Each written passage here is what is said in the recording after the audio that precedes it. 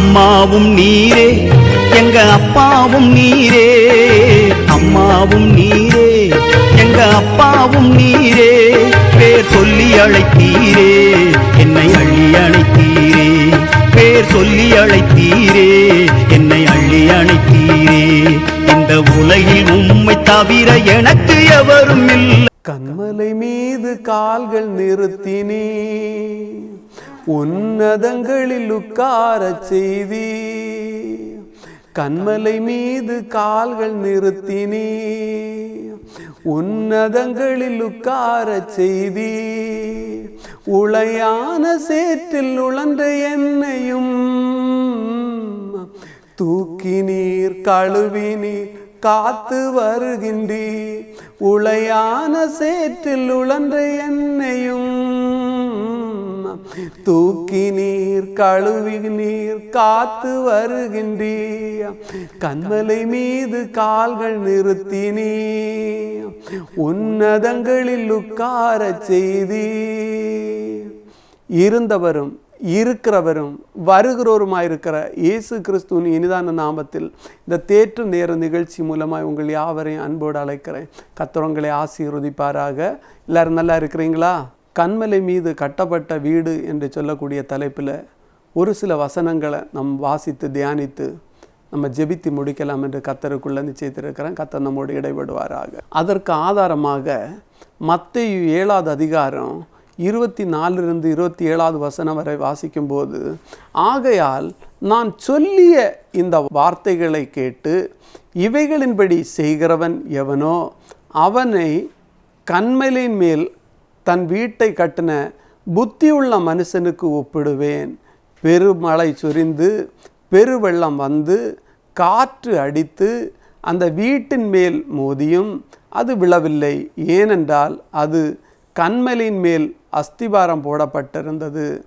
நான் சொல்லிய இந்த வார்த்தைகளை கேட்டு இவைகளின்படி செய்யாதிருக்கிறவன் எவனோ அவன் தன் வீட்டை மணல் மேல் கட்டின புத்தியில்லாத மனுஷனுக்கு ஒப்பிடப்படுவான். பெருமழை சொரிந்து பெருவெள்ளம் வந்து காற்றடித்து அந்த வீட்டின் மேல் மோதின போது அது விழுந்தது, விழுந்து முழுவதும் அழிந்தது என்றார். ஆமென், அல்லேலூயா. பாருங்க, இதில் 2 விதமான வீட்டை ஆண்டவர் குறிப்பிட்டிருக்கிறார். ஒன்று கண்மலையாகிய கிறிஸ்துவின் மேலே கட்டப்பட்ட வீடு, இனி ஒன்று மணல் மேலே உலகத்தில் இருக்கிற ஆசாபாசங்களை கொண்டு உலகத்தில் இருக்கிற காரியங்களை வைத்து கட்டப்பட்ட வீடு, அது மணல் மேல் உள்ள வீடு. இப்போ ஆண்டவர் சொல்லுதார், புத்தி உள்ள மனுஷன் தம் வீட்டை மலை மேலே கட்டி வைத்திருக்கிறானா, புத்தி இல்லாத மனுஷன் தம் வீட்டை மணல் மேலே கட்டி வைத்திருக்கிறானா. நம்ம ப்ராக்டிக்கலாக நம்ம திங்க் பண்ணும்போதே நமக்கு தெரியுது, எப்பவுமே கண்மலையாகிய கிறிஸ்துவின் மேலே கட்டப்பட்ட வீடு அது உறுதியான வீடு. மணல் மேலே கட்டினா அந்த வீடு உறுதி இல்லாத வீடுன்னு தான் நமக்கு யார்கிட்ட கேட்டாலுமே நம்ம சொல்லும். ஆனால் ஆண்டவர் சொல்லுதாரு, உனக்கு புத்தி இருந்தால் நீ கண்மலை மேலே வீட்டை கட்டுவ. புத்தி இல்லாதவன் எப்படியாவது ஒரு வீட்டை கட்டணும் அப்படின்னு சொல்லி கட்டிடுவான். ஆனால் அந்த வீடு நிலைக்காது, அந்த வீடு உறுதி இல்லாமல் இருக்காது அப்படின்னு ஆண்டவர் சொல்லுதார். அல்லேலூயா. இப்போது நம்ம வீடுன்னு சொல்லும்போது நம்முடைய வாழ்க்கையை குறிக்குது. வீடுன்னு சொல்லும்போது நம்ம இருக்கிற குடும்பத்தை குறிக்குது. இப்போ நம்ம நல்லா இருந்தால் நம்ம வீடு நல்லா இருக்கும், நம்ம வீடு நல்லா இருந்தால் நம்ம குடும்பமும் நல்லா இருக்கும். குடும்பம்னு சொன்னாலே கூடும்போது இன்பம் வருகிற அந்த இடம்தான் குடும்பம் அப்படின்னு சொல்லலாம்.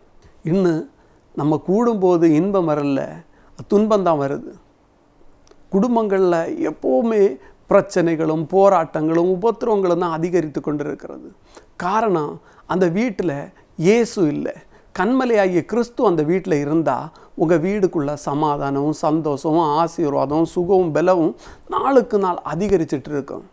சிலவங்க சொல்லும்போது கேட்கலாம், முன்னையில் எங்கள் வீட்டில் எவ்வளோ சமாதானமாக இருந்தோம், எவ்வளோ சந்தோஷமாக இருந்தோம். என் அண்ணனுக்கு திருமணம் ஆன பிற்பாடு குடும்பமே ரெண்டாக போச்சு.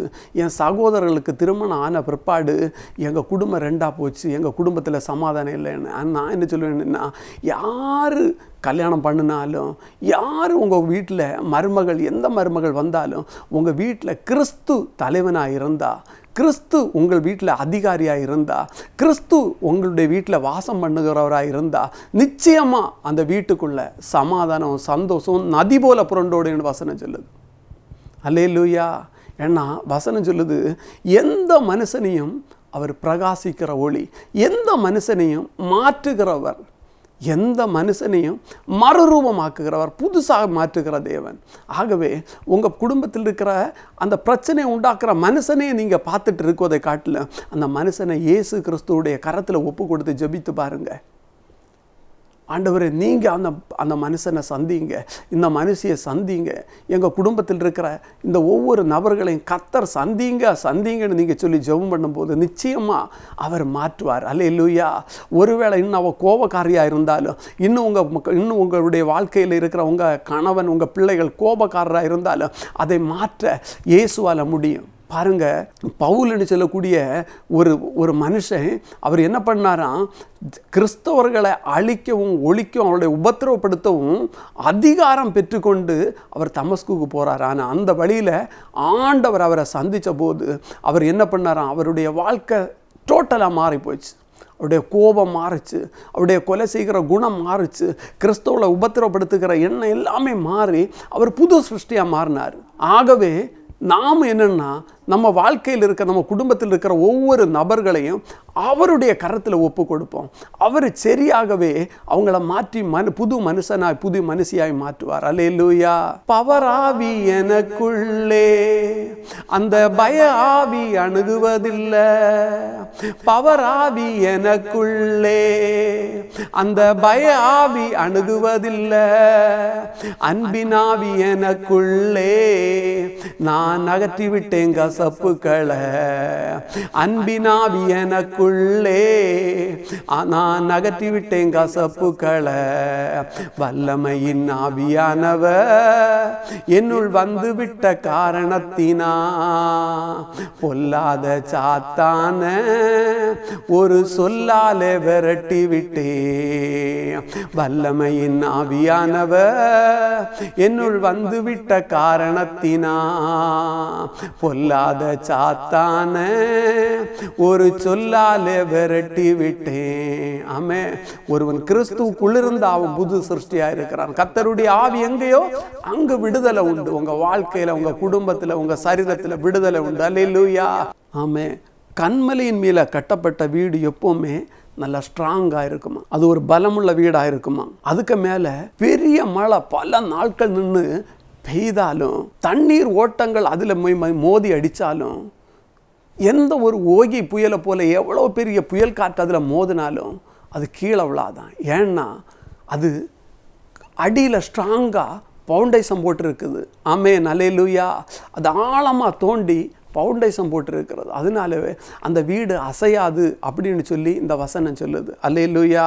நீங்களும் நானும் கிறிஸ்துவாகிய கன்மலை மேலே உங்கள் வாழ்க்கை கட்டப்பட்டிருந்தாலும் உங்கள் வாழ்க்கையில் துன்பம் வரும், உங்கள் வாழ்க்கையில் துயரம் வரும், உங்கள் வாழ்க்கையில் பிரச்சனை வரும், உங்கள் வாழ்க்கையில் கண்ணீரின் பள்ளத்தாக்குன்னு அனுபவங்கள் வரும். ஆனால் இது எது வந்தாலும் உங்களை கிறிஸ்துவை விட்டு பிரிக்கவே முடியாது. அல்லேலூயா. கர்த்தர் நமக்காக யுத்தம் பண்ணுவார். கர்த்தர் நம் வலது பரிசத்தில் இருக்கிறபடினால நாம் அசைக்கப்படுவதில்லை. காரணம், நான் இயேசுக்கு மேலே இருக்கிறேன். அல்லேலூயா. அவர் என்னை உள்ளங்கையில் வரைந்து வைத்திருக்கிறார். அவர் என்னை புல்லுள்ள இடங்களில் மேய்த்து அமர்ந்த தண்ணீர் அண்டையிலே கொண்டு போய் விடுகிறார் என்று தாவீது சொல்லுகிறார். அல்லேலூயா. பாருங்க, பரிசுத்தவானாகிய யோபனுடைய வாழ்க்கை கன்மலை ஆகிய இயேசு கிறிஸ்துவ மேலே, கர்த்தர் மேலே இருந்ததுனால எவ்வளவோ பிரச்சனை வந்த பிற்பாடு கூட அவர் கர்த்தரை விட்டு பின்மாறி போகலை. இன்றைக்கி இருக்கிற உலகத்தில் சின்ன சின்ன பிரச்சனை வரும்போது எனக்கு நீ ஜெபம் வேண்டாம், எனக்கு நீ பைபிள் வேண்டாம், எனக்கு நீ சர்ச்சு வேண்டாம், எனக்கு நீ யாருமே வேண்டாம், நான் என்னுடைய விருப்பத்தின்படி நான் வாழ போகிறேன் அப்படின்னு சொல்லுகிற ஜனங்களை தான் நம்ம இப்போ பார்க்குறோம். ஆனால் பவுல் சொல்லுதாரு, பஞ்சமோ பசியோ நாசமோ மோசமோ பட்டயமோ வந்தாலும் கிறிஸ்துவனுடைய அன்பை விட்டு என்னை ஒரு நாளும் பிரிக்க மாட்டாது என்று நான் நிச்சயித்திருக்கிறேன். அப்படிப்பட்ட ஒரு நிச்சயம் நமக்கு வேணும். அல்லேலூயா. கன்மலையின் மேலே நீங்கள் இருந்தா, கன்மலையின் மேலே உங்கள் வீடு கட்டப்பட்டிருந்தா, உங்கள் வாழ்க்கை கட்டப்பட்டிருந்தா, நிச்சயமா எது வந்தாலும் கர்த்தரை நீங்க உறுதியாய் பற்றி பிடிப்பீங்க. அல்லேலூயா. சோதனையோ வேறு வேதனையோ எதுவுமே என்னை பிரிக்காதையா, சோதனையோ வேறு வேதனையோ எதுவுமே என்னை பிரிக்காதையா, போவாஸ் போவாஸ் போர்வையால் என்னை மூடுமையா, ஏசையா ஏசையா உம் அன்பினால் என்னை மூடுமையா. ஆமே, நம்முடைய வாழ்க்கை கன்மலையின் மேலே கட்டப்பட்டிருந்தா அது மிகவும் உறுதியாக இருக்கும், ஸ்ட்ராங்காக இருக்கும். அல்லேலூயா. யூதாசனுடைய வாழ்க்கை கன்மல் மேலே கட்டப்படலை, மணல் மேலே கட்டப்பட்டது. இந்த உலகத்தின் மேலே அவர் ஆசாபாசங்களை கொண்டிருந்தவராக இருந்தார். அவருடைய நம்பிக்கை பரிசேயர் சதிசேயருடைய கையில் இருந்த பணத்தின் மேலே இருந்தது. அதனால தான் அவர் சீக்கிரமாக பிசாசுக்கு இடம் கொடுத்து அவர் விழுந்து போனார். அல்லேலூயா. ஆனால் நம்முடைய வாழ்க்கை எவ்வளவு நமக்கு கஷ்டம் வந்தாலும் கர்த்தரை நம்ம உத்தமமாக பற்றி பிடிக்கணும்னு ஆண்டவர் விரும்புகிறார். அல்லேலூயா. அமெரிக்க தேசத்தில் டேவிட் குரூவல் அப்படின்னு சொல்லக்கூடிய ஒரு ஊழியக்காரர் ஊழியம் செய்துட்டு இருந்தார். அவருக்கு 4 பிள்ளைகளை ஆண்டவர் கொடுத்த 4 பெண் பிள்ளைகள். அப்போ இவர் ஆண்டவரை எனக்கு அடுத்ததாக ஊழியம் செய்வதற்கு எனக்கு ஒரு ஆண் வாரிசு வேணும்னு அவர் ஜெபித்துட்டு இருந்தார். அப்போ ஆண்டவர் சொன்னாராம், உனக்கு 5வது பிறக்கக்கூடிய பிள்ளை ஆண் பிள்ளையாக இருக்கும் அப்படின்னு சொல்லி. அப்போ இவரும் விசுவாசத்தோடு ஜெபம் பண்ணிட்டு இருந்தார். கொஞ்சம் நாட்களுக்கு அப்புறம் அவருடைய ஒய்ஃபு கன்சீவ் ஆச்சுது. அப்போ அந்த காலத்தில் எல்லாம் வீட்டிலே பிரசவம் பார்க்குற ஒரு சூழ்நிலை தானே இருந்தது. அப்போ இவர் என்ன பண்ணாராம், இவருடைய மனைவிக்கு இவரே பிரசவம் பார்த்தாராம். அப்போது இவருடைய மனைவிக்கு டெலிவரி ஆகிட்டு இருக்குது. அப்போது அந்த குழந்தை வெளியில் வர வர அந்த குழந்தையினுடைய சரீரம் நீல நிறமாக மாறிட்டு இருந்தான். அவர் கையில் எடுத்து தொப்புள் கொடியை அறுத்து கையில் எடுத்து அவர் தூக்கி பார்க்கும்போது அதுக்கு மூச்சு இல்லையா, மரிச்சு போயிருந்தான். இப்போ நம்மளாக இருந்தால் என்ன சொல்லும், ஆண்டவரை நீங்கள் வாக்கு பண்ணினீங்க, ஆனால் நீங்கள் எனக்கு இறந்த குழந்தைய தந்தீங்க, எனக்கு இந்த இறந்த குழந்தைய வச்சு நான் இனி என்ன பண்ணுவேன், எப்படி ஊழியம் செய்வேன் அப்படின்னு தான் நம்ம புலம்பா. ஆனால் அவர் என்ன பண்ணாரான் தெரியுமா, அந்த குழந்தைய நல்லா சுத்தம் பண்ணிட்டு வலது கையில் அந்த குழந்தைய ஏந்தி, ஆண்டவரே நீர் தந்த இந்த குழந்தைக்கு ஸ்தோத்திரம் ஸ்தோத்திரம் ஸ்தோத்திரம்னு சொல்லி ஆண்டவருக்கு 1000 நன்றி சொன்னாராம். அப்படி நன்றி சொல்லி கொஞ்ச நேரத்தில் குழந்தை கை கால் அசைச்சு ஆளுதான். அல்லேலூயா. அதுதான் கன்மலையாகிய கிறிஸ்துவின் மேலே கட்டப்பட்ட வீடாக இருந்த அவருடைய வாழ்க்கை. அல்லேலூயா. அவருடைய நம்பிக்கை கன்மலையாகிய இயேசு கிறிஸ்துவின் மேலே இருந்து. இன்னும் உங்களுடைய நம்பிக்கை என்னன்னு நீங்கள் கேட்டால் நீங்கள் என்ன சொல்லுவீங்க?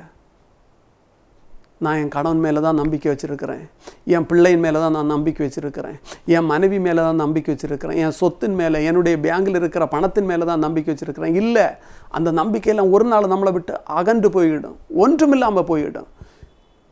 நாசியில் சுவாசமுள்ள மனுஷனை நம்புவதை விட்டு விடுங்கள் என்று கர்த்தர் சொல்லுகிறார்.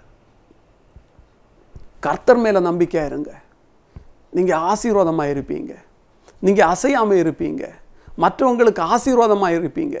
அல்லேலூயா. எப்பொழுதும் சந்தோஷமாக இருக்க முடியும். அல்லேலூயா. நம்முடைய வீடு கன்மலை மேலே கட்டப்பட்டிருந்தா அது எல்லாருக்குமே தெரியுமா? ஏன்னா வசனம் சொல்லுது, மலை மேல் இருக்கிற பட்டணம் ஒரு நாளும் மறைந்திருக்காது. நீங்கள் சொல்லாமலே மற்றவங்க கண்டுபிடிக்கணும், இவங்களுடைய நம்பிக்கை கிறிஸ்து தான், இவனுடைய சந்தோஷத்திற்கு காரணம் இயேசு கிறிஸ்து தான் அப்படின்னு மற்றவங்க உடனே சொல்ல முடியும். பாருங்கள், மத்தேயு 5ஆம் அதிகாரம் 14வது வசனம், நீங்கள் உலகத்திற்கு வெளிச்சமாக இருக்கிறீர்கள், மலை மேல் இருக்கிற பட்டணம் மறைந்திருக்க மாட்டாது. அல்லேலூயா. நீங்கள் பாருங்கள், இருளில் எவ்வளோ பெரிய இருளாக இருந்தாலும் நீங்கள் ஒரு மெழுகுவர்த்தியோ இல்லை ஒரு சின்ன விளக்கையை நீங்கள் மண்ணெண்ணெய் விளக்கையை கொளுத்தி வச்சா அது உடனே அந்த இருள் மாறும். எந்த இடத்துல நீங்கள் இருந்தாலும் அந்த வெளிச்சம் உங்களுக்கு தெரியும், இந்த இடத்துல விளக்கு இருந்து எரியுது அப்படின்னு சொல்லி. இதுபோல தான் கன்மலையாகிய கிறிஸ்துவின் மேலே உங்கள் வாழ்க்கை கட்டப்பட்டிருந்தா, உங்கள் வீடு கட்டப்பட்டிருந்தா, உங்கள் குடும்பம் கட்டப்பட்டிருந்தா அது மற்றவங்களுக்கு அது கரெக்டாக தெரியும், மற்றவங்க அதை கண்டுபிடிச்சிடுவோன்னு. அல்லேலூயா. நம்முடைய வாழ்கிற வாழ்க்கை, நம்முடைய பேச்சு, நம்முடைய நடை, நம்முடைய உடை பாவனை எல்லாமே மாறி இருக்கும். நம்ம உலகத்தான மாதிரி நம்ம பேசாது. நான் வசனம் சொல்லுது, துன்மார்க்கனுடைய ஆலோசனையில் அவன் நிற்க மாட்டான், பரிகாசக்காரர் உட்கார இடத்துல போய் உட்கார மாட்டான். அப்போ அவனை நீங்கள் இனம் கண்டுபிடிச்சலாம். அதனால அந்த வார்த்தை சொல்லுது, நம்முடைய வீடு கண்மலையின் மேலே இருந்தால் மற்றவங்களுக்கு அது ஆசீர்வாதமாக இருக்கும், அதை கண்டுபிடிச்ச முடியும். ஏன்னா நீங்கள் உலகத்திற்கு வெளிச்சமாக இருக்கிறீங்க. அல்லேலூயா. உலகத்தின் வெளிச்சம் நீ, எழுந்து ஒளி வீசு. உலகத்தின் வெளிச்சம் நீ, எழுந்து ஒளி வீசு. மலை மேலுள்ள பட்டணம் நீ, மலை மேலுள்ள பட்டணம் மறைவாக இருக்காதே, நீ மறைவாக இருக்காதே. கலங்காதே கலங்காதே, கர்த்தர் உன்னை கைவிட மாட்டா. கலங்காதே கலங்காதே, கர்த்தர் உன்னை கைவிட மாட்டா. பாருங்க, யோபு பார்த்து அவருடைய மனைவி சொல்லுதா, இன்னும் நீங்கள் ஏன் உங்கள் உத்தமத்தில் இருக்குதுங்க அப்படின்னு சொல்லி. அவருடைய நண்பர்கள் சொல்லணும், நீ உத்தமனும் சன்மார்க்கனுமாக இருக்கணும் அப்படின்னு சொல்லி. அது மட்டும் இல்லை, தேவனே அவருக்கு சாட்சி கொடுக்குறார்.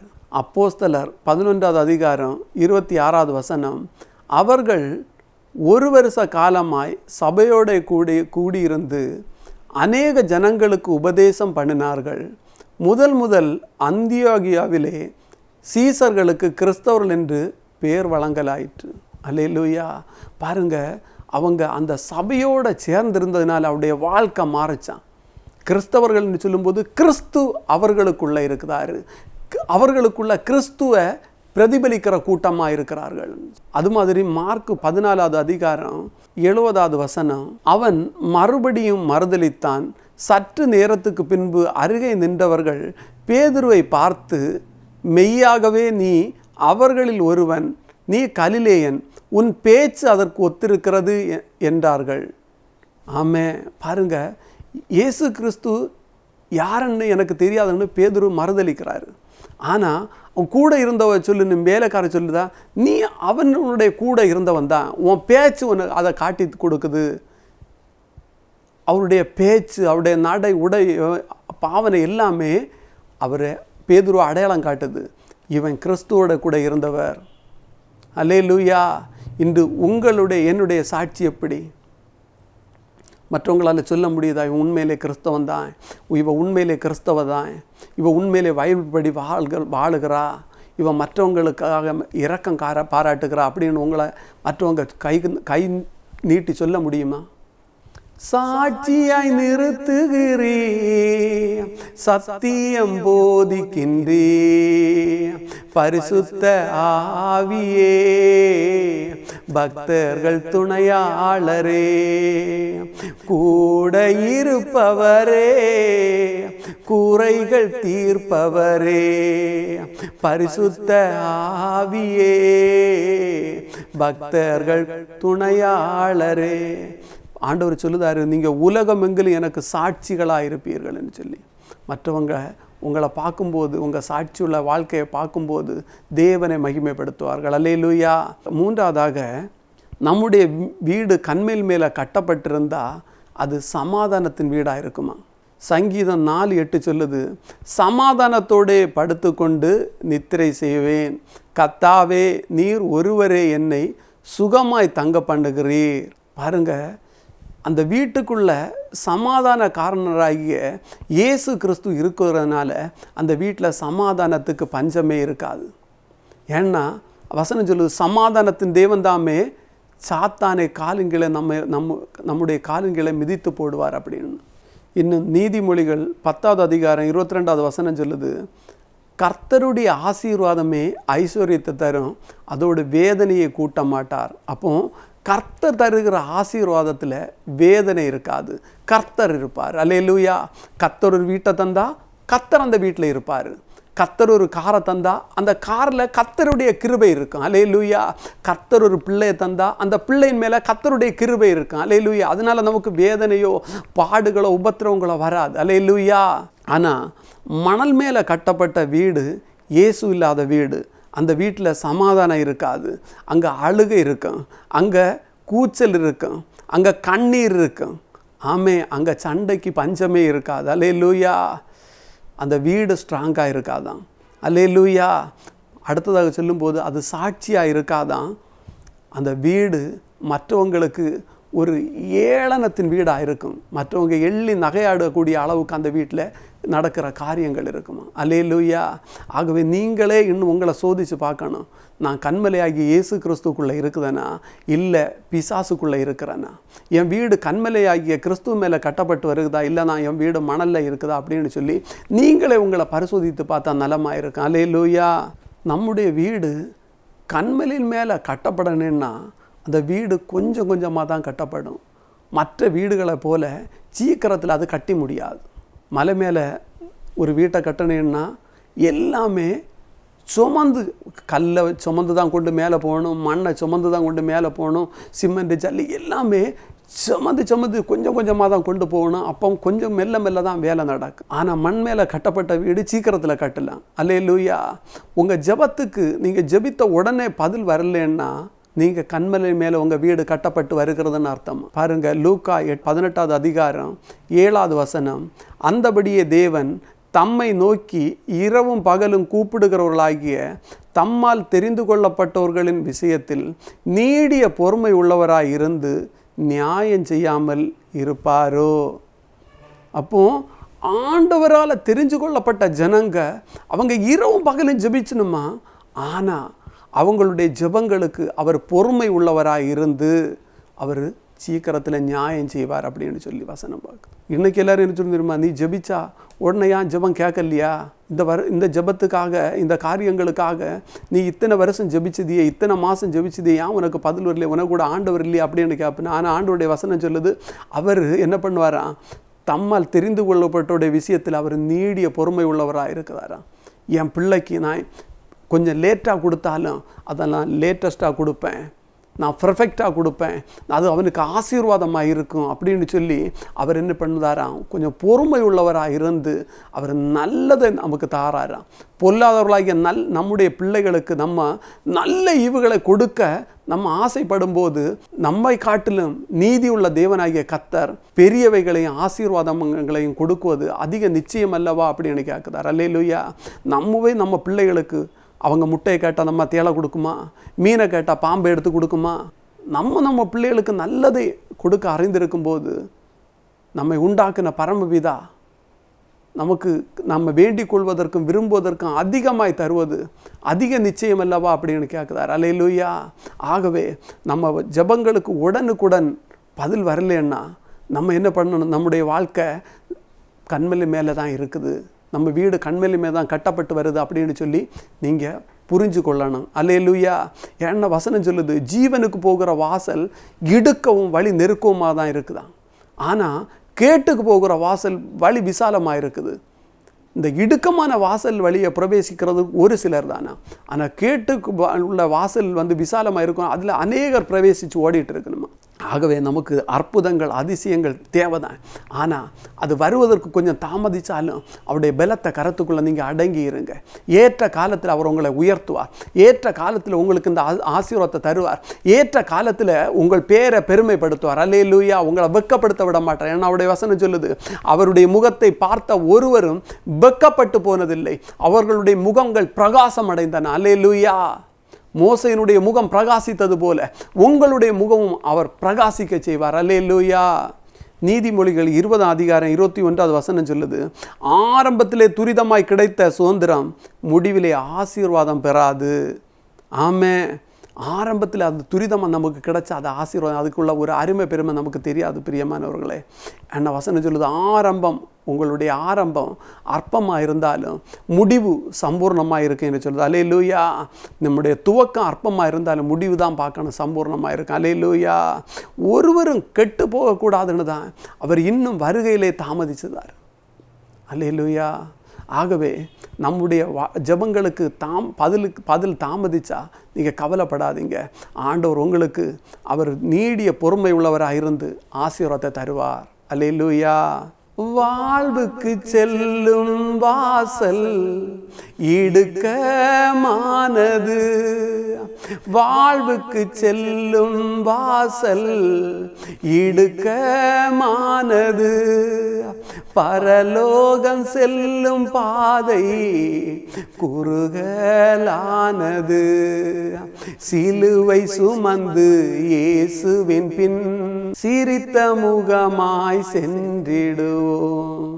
அடுத்ததாக, கர்த்தர் உங்களை உடைக்கிறாரா, நொறுக்கிறாரா, புடமிடுகிறாரா அப்படின்னா உங்கள் வாழ்க்கை கன்மலையின் மேலே கட்டப்பட்டு வருகிறதுன்னு அர்த்தம். அல்லேலூயா. 2 கொரிந்தியர் 4வது அதிகாரம் 8வது வசனம் சொல்லுகிறது, நாங்கள் எப்பக்கம் நெருக்கப்பட்டும் ஒடுங்கி போகிறதில்லை, கலக்கம் அடைந்தும் மனமுறிவடைவதில்லை என்று வசனம் சொல்லுது. அல்லேலூயா.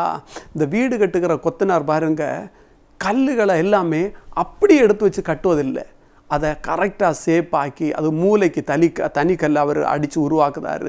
மற்ற இடங்களுக்கு வெளி சைடு பார்வை உள்ள இடங்களுக்கு ஒரு சைஸில் அடித்து உருவாக்குதாரு. அதுக்கு எதிர் சைடு மண்ணுக்குள்ளே போகிற அந்த பக்கத்தை இனி ஒரு சைஸில் அடித்து உருவாக்குதார். அப்போ ஒவ்வொன்றையும் அவர் ஷேப் வருத்தி தான் அந்த கட்டடத்தை கட்டி எழுப்புதாரு, அந்த ஃபவுண்டேஷனை கட்டுதாரு. ஆனால் அந்த ஏன் அப்படி உடைச்சாருன்னா அது பயன்படணும். இன்னும் உங்களை என்னை ஆண்டவர் ஏன் உடைக்கிறாரு, ஏன் உபத்திரவத்துக்கு ஒப்பு கொடுக்குறேன்னா நம்ம இன்னும் சுத்த பொன்னாக மாறணும். அல்லேலூயா. நம்ம ஜீவ கிரீடத்தை பெற்றுக்கொள்ளணும். பாருங்கள், 5 அப்பத்தையும் 2 மீனையும் உடைச்ச போது தான் அது 5000 புருஷர்களுக்கு பயன்பட்டது. அல்லேலூயா. எப்பவுமே நீங்கள் எவ்வளவுக்கு எவ்வளோ உடைக்கப்படுதீங்களோ அவ்வளவுக்கு அவ்வளோ நீங்கள் ஆசீர்வாதமாக இருப்பீங்க. மற்றவர்களுக்கும் ஆசீர்வாதமாக உங்களை மாற்றிடுவார். அல்லேலூயா. இன்னும் உடைகிறே, நான் இன்னும் உடைகிறே, உங்க கரத்தில் இருக்கவே நான் ஆசைப்படுகிறேன்.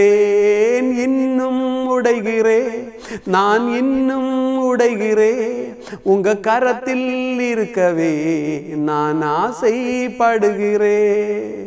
ஏன்னா கன்மலை மேலே கட்டப்பட்ட வீடு அது தலைமுறைக்காய் அது நீடிச்சிருக்கணும், அது தலைமுறை தாண்டியும் நிலைச்சிருக்கணுன்னு தான் அவர் உங்களை என்னையும் உடைக்கிறார். அல்லேலூயா. அடுத்ததாக, நம்ம வாழ்க்கை கன்மலை மேலே கட்டப்படணுன்னா, நம்ம வீடு கன்மலை மேலே கட்டப்படணுன்னா என்னுடைய விருப்பத்துக்கோ உங்களுடைய விருப்பத்துக்கோ கட்ட முடியாது. பாருங்கள், சில இடங்களில் மலையில் சில கட்டடங்கள் கட்டியிருப்பணும், ஆனால் சியாப்பு அது கரெக்டாக இருக்காது. சில இடங்களில் குறுகி, சில இடங்களில் கொஞ்சம் பெருசாக, அந்த மலையினுடைய வடிவம் எப்படி இருக்கோ அப்படி தான் அந்த கட்டடத்தை கட்ட முடியும். அல்லேலூயா. அதுபோல தான் கன்மலை ஆகிய இயேசு கிறிஸ்து எப்படி இருக்கிறாரோ அவர் பரிசுத்தராக இருக்கிறது போல நம்மளையும் பரிசுத்தவான்களாக அவர் மாற்றுறார். அல்லேலூயா. 1 கொரிந்தியர் 3வது அதிகாரம் 11வது வசனம், போடப்பட்டிருக்கிற அஸ்திபாரமாகிய இயேசு கிறிஸ்துவை அல்லாமல் வேறு அஸ்திபாரம் போட ஒருவனாலும் கூடாது. அல்லேலூயா. பாருங்கள், அஸ்திபாரம் கிறிஸ்து தான். அப்போ கிறிஸ்துவனுடைய அச்சடையாளங்கள் தான் நம்ம வாழ்க்கையில் வெளிப்படும். மற்றவங்க வாழ்கிறது போல என்னால் வாழ முடியாது, மற்றவங்க இருக்கிறது மாதிரி உங்களால் இருக்க முடியாது, மற்றவங்க பேசுகிறது போல நமக்கும் வாயில் வருகிறதெல்லாம் பேச முடியாது. ஏன்னா கன்மலை ஆகிய கிறிஸ்து எப்படி இருக்கிறாரோ அப்படியே நம்மளால் வாழ முடியும். அப்படி தான் நம்மளை வாழ வைப்பார். அல்லேலூயா. நாம் வேண்டிக் கொள்வதற்கு மாறாக காரியங்கள் நடந்தால் நம்ம கன்மலையின் மேலே கட்டப்பட்டு கொண்டு வருகிறோம்னு அர்த்தமா. அல்லேலூயா. மத்தேயு 6:10 சொல்லுது, உம்முடைய ராஜ்யம் வருவதாக, உம்முடைய சித்தம் பரமண்டலத்தில் செய்யப்படுகிறது போல பூமியும் செய்யப்படுவதாக. அல்லேலூயா. ஆனால் நம்முடைய விருப்பங்கள் ஏக்கங்கள் எல்லாமே நிறைவேறாது. கர்த்தருடைய விருப்பம் சித்தம்தான் நிறைவேறும். அல்லேலூயா. ஆகவே நம்முடைய வாழ்க்கை கர்த்தரிடத்தில் ஒப்பு கொடுப்போம். நம்ம வாழ்க்கை கன்மலையாகி இயேசு கிறிஸ்து மேலே கட்டப்பட்ட வீடாய் நம்ம மாற்றுவார். அல்லேலூயா. என்னை தருகிறேன் உம் கரத்தில், என்னை படைக்கிறேன் உம் பாதத்தில், என்னை தருகிறேன் உம் கரத்தில், என்னை படைக்கிறேன் உம் பாதத்தில், உருவாக்குமே என்னை, உருவாக்குமே என்னை, உருவாக்குமே. குயவனை உம் கையில் களிமண்ணா உடைத்து உருமாற்றும். ஆண்டவரே ஏசப்பா, எங்கள் வீடு கண்மலையாகிய கிறிஸ்து மேலே கட்டப்பட்ட வீடாய் மாறும்படி ஜெபிக்கிறோம் ஆண்டவரே. அப்பா தகப்பனே, இதுவரை என்னுடைய விருப்பம் தான் நடக்கணும், என்னுடைய சித்தத்தின்படி தான் நடக்கணும்னு இருந்தோம் ஆண்டவரே. இல்லை தகப்பனே, எல்லாம் உம்முடைய விருப்பத்தின்படி ஆக கடவுதென்று ஒப்பு கொடுக்கிறேன். உம்முடைய சித்தத்துக்கு என்ன ஒப்பு கொடுக்கிறேன், குடும்பத்தை ஒப்பு கொடுக்கிறேன், வீட்டை ஒப்பு கொடுக்கிறேன், சொந்த பந்தங்களை ஒப்பு கொடுக்கிறேன் ஆண்டவரே. இப்பொழுதே கர்த்தராகிய இயேசு கிறிஸ்துவின் நாமத்தினால எங்கள் வாழ்க்கை மாறட்டும், கிறிஸ்துவை போல மாறட்டும் ஆண்டவரே. கிறிஸ்துவை போல உண்மை உள்ள வாழ்க்கையா மாறட்டும் ஆண்டவரே. அப்பா தகப்பனே, உம்முடைய கிருபை எங்களை எங்கள் குடும்பத்தை வழி நடத்தட்டும் என்று ஜெபிக்கிறேன்.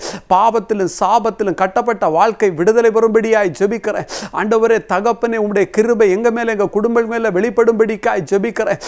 இயேசுவின் நாமத்தினால சுகம் உண்டாகட்டும்.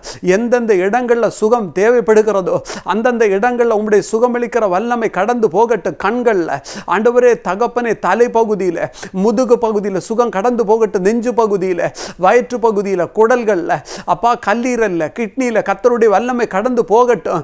கைகளில், கால்களில், கரடுகளில் கர்த்தருடைய வல்லமை கடந்து போகட்டும். இயேசுவின் நாமத்தினால உம்மை தொட்டவர்கள் எல்லாம் சுகம் பெற்றார்களே. நீர் யாரை யாரெல்லாம் தொட்டீர் அவர்கள் சுகம் பெற்றார்களே. இப்பொழுது ஒவ்வொருவரையும் தொடுவீராக. ஒவ்வொரு மேலும் உம்முடைய வல்லமை பாய்ந்து இறங்கட்டும் என்று ஜெபிக்கிறேன். குறைகளை நிறைவாக்குற கர்த்தருடைய வல்லமை இறங்குகிறதற்காய் நன்றி. குற்றங்களை மன்னிக்கிற கர்த்தருடைய வல்லமைக்காய் நன்றி செலுத்துகிறோம் ஆண்டவரே. எங்க ஒவ்வொருவரையும் புது படைப்பாய், புது சிருஷ்டியாய் மாற்றுங்க ஆண்டவரே. நான் கேட்டது கொஞ்சம், கர்த்தர் செய்ய போறது அதிகமாக இருக்கிறதற்காய் ஸ்தோத்திரம். இயேசு கிறிஸ்து மூலம் ஜெபிக்கிறோம் நல்ல பிதாவே, ஆமென் ஆமென். பிரியமானவர்களே, நல்ல செய்தியை கேட்டீங்க. இந்த ஜாய்குட் நியூஸ் டிவி சேனலுக்காகவும் இந்த தேற்று நேர நிகழ்ச்சிக்காகவும் ஜெபித்துக் கொள்ளுங்க. கர்த்தர் உங்களை ஆசீர்வதிப்பார். அல்லேலூயா.